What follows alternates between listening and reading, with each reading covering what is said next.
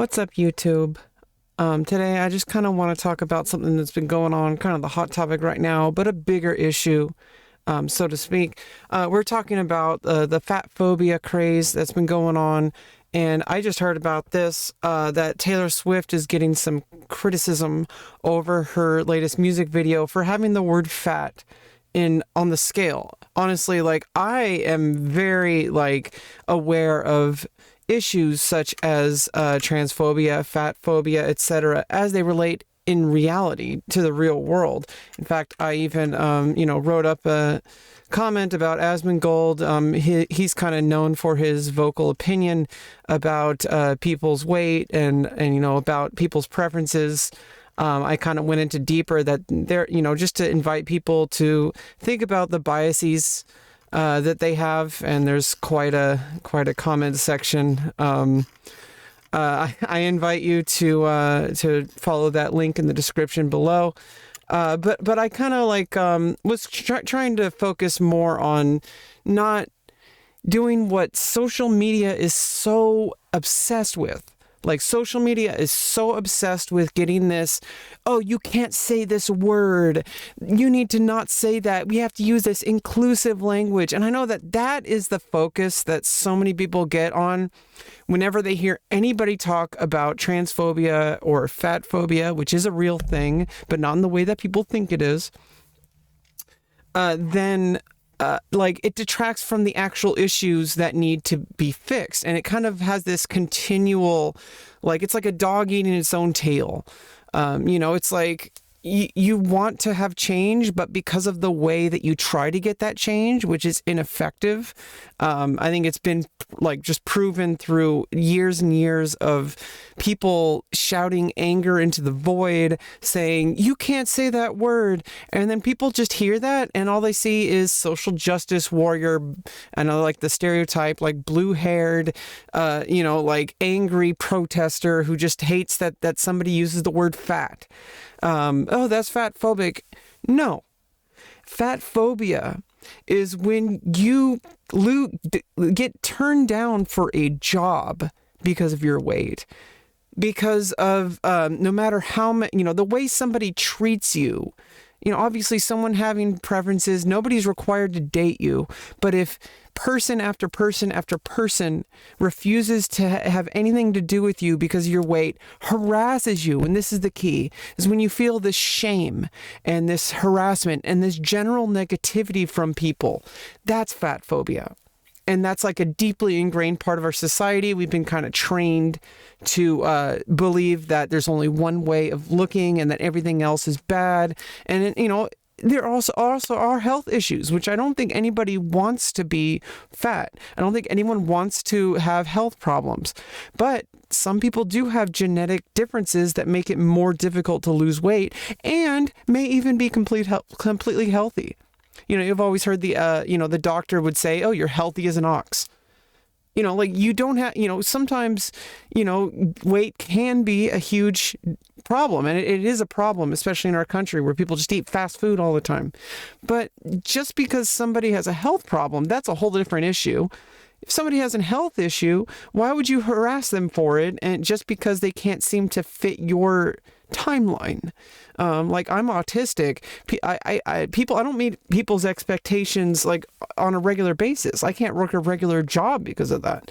Because it's you have to be able to show up to a job, work for a whole shift, and you have to do that day in, day out, for barely peanuts.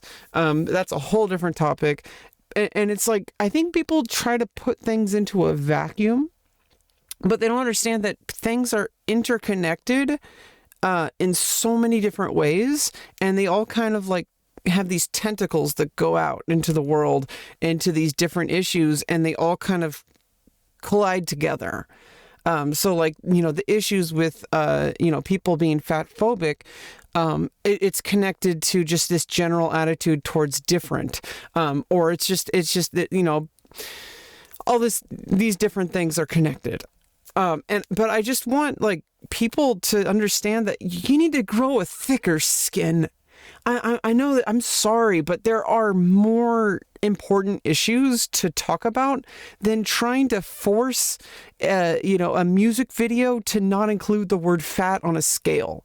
And I just want to give some clips here from The View. We have Whoopi Goldberg and co-hosts. I don't know all their names, but I have a few clips lined up. Let's give it a listen. So Taylor Swift's new video for her song Antihero is facing controversy over a song where she steps on a scale that reads fat. Critics are saying she's promoting so-called fatphobia, but her supporters are pointing out how she's always been open about her struggle with her own eating disorders, and the video reflects what she sees, not what you see her seeing, what she sees. That's the whole point of that piece. Yeah, so it's like, what? Like, why would you deny an artist their voice? People talk about cancel culture. People talk about freedom of speech. What about Taylor Swift's free speech? Why can't she express her struggle? Why can't she, like, put her, like what? Like, why are you trying to police art? Like, I understand if it's problematic, but pick your battles. The word fat on a scale, I mean, so to speak, that is not to scale. Like, the issue is, like, much bigger than that. Pun not intended. But I'm sorry. Like, am I even allowed to make these jokes? Am I going to get canceled? This is ridiculous. I think people are waking up to this. I think people are kind of getting like, hey, like, there's like politicians out there like making policies about like, this is a kind of bigger issue, affects me, about like actual transphobic policies that are affecting people's lives and, going against medical practices. There's not so much of that happening with people's weight, but there is like a bigger kind of societal issue where there's these deeply ingrained beliefs that people have and these deeply ingrained biases that people have. And they hold to these beliefs and it comes across in ways that they may not even be aware of. And that's what my Reddit piece was mostly about, was please investigate these biases so that you can understand these subconscious things that are happening. She was describing a personal experience, and quite frankly, it's a personal experience that a lot of women experience. And I've men. experienced it, and men. Yes. You get on the scale, and you're a perfectly normal weight, and all you see is fat. All you see is, oh my gosh, I'm 5 pounds heavier than I should be. Yeah, so it's a real issue. Like this is something that people go through. Like, don't cancel something just because you don't like the word. I'm so tired of cancel culture. Cancel culture can work for good, but not if you're just pointing at everything and saying, you can't say that, you can't say that, it hurts my feelings. Grow a thicker skin. I'm sorry, but you have not dealt with actual discrimination if you think that someone putting the word fat on a scale is somehow discriminating against you.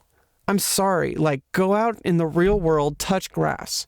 Because, people have faced actual discrimination. I'm not trying to make it a comparison or like, oh, you haven't had it bad, ... because there's people who have had it much worse than me, particularly like trans women who've been, beaten up, killed,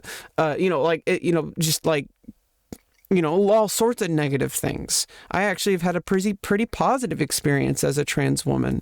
I'm one of the lucky ones. Discrimination in the job, discrimination in medical care itself, gatekeeping actual care that is transgender related.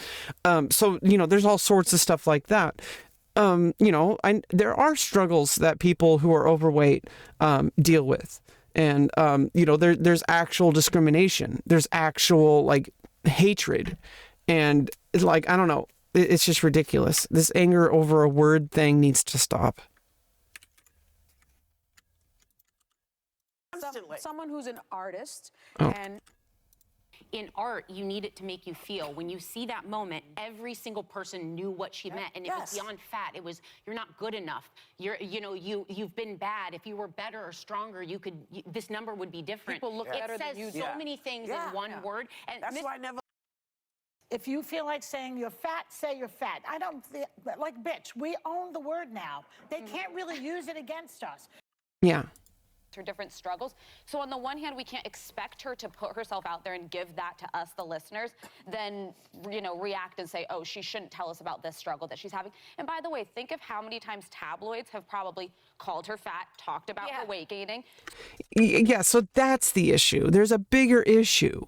There's the fact, that's the kind of stuff people should be talking about. And what I want to reiterate so many times is that it takes energy from both sides, because what happens is that so many people just go on the complete defensive anytime they hear something about oh, this social justice warrior is angry about someone saying a word, and they shut themselves off completely from any point of the conversation.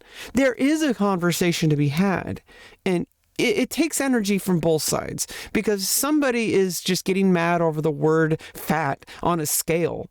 Then that's a problem. You need to pick your battles better. I'm sorry. But